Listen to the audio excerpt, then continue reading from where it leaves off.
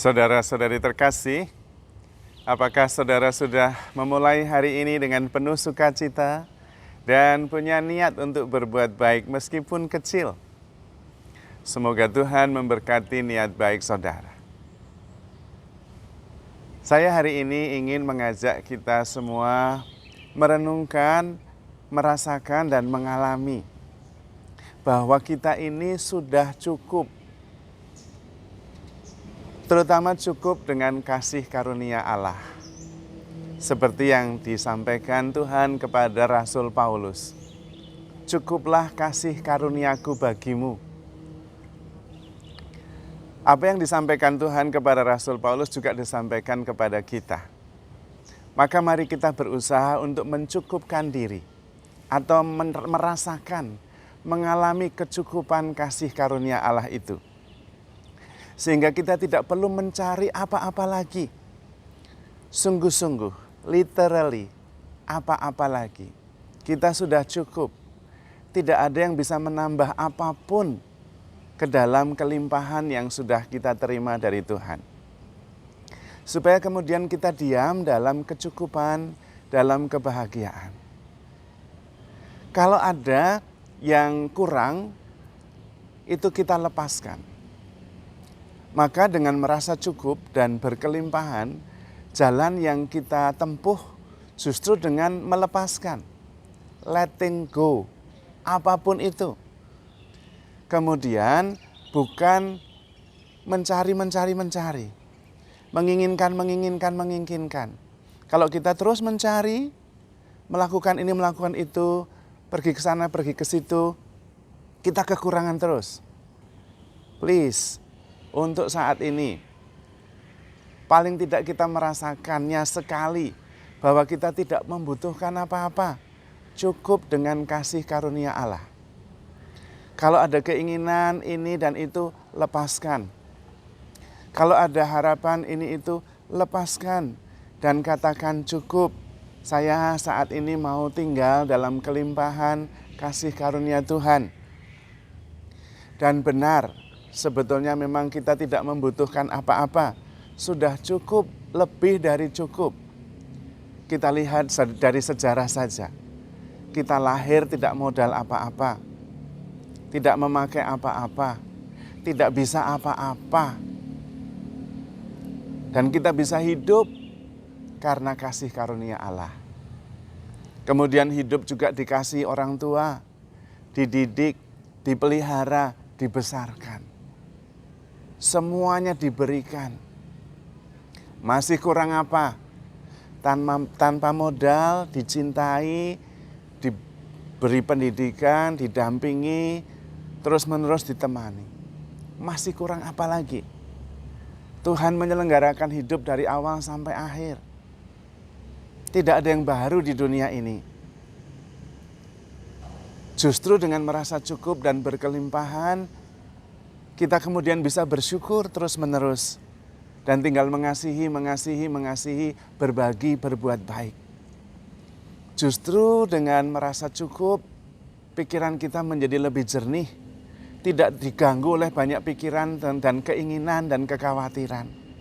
Keinginan-keinginan kita itu membuat kita kurang fokus.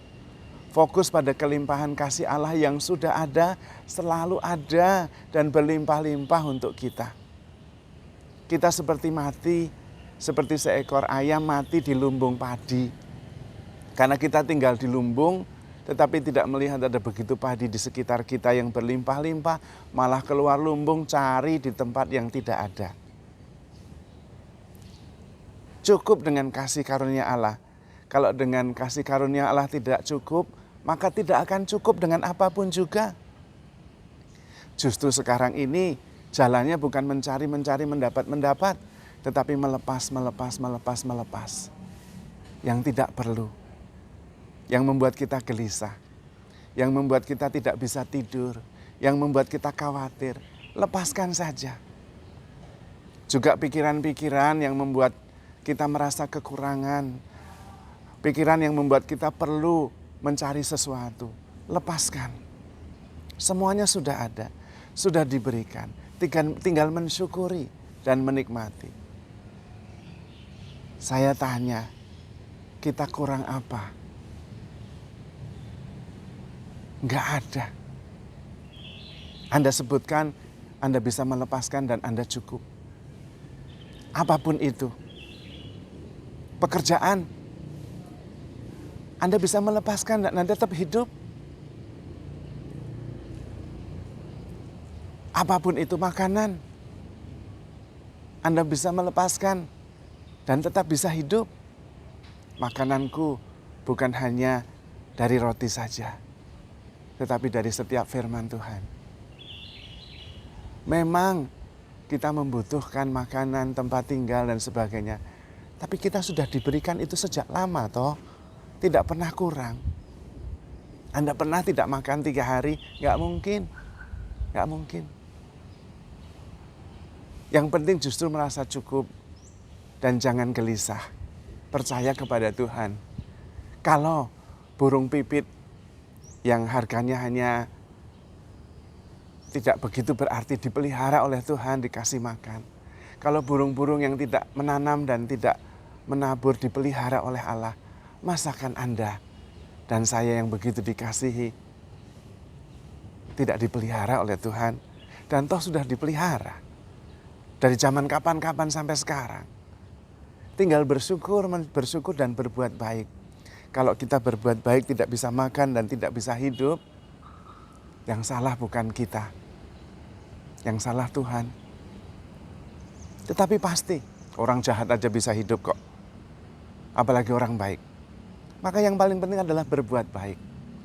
Bukan pekerjaan tidak penting, tetapi jangan sampai karena bekerja sampai kita tidak bisa hidup.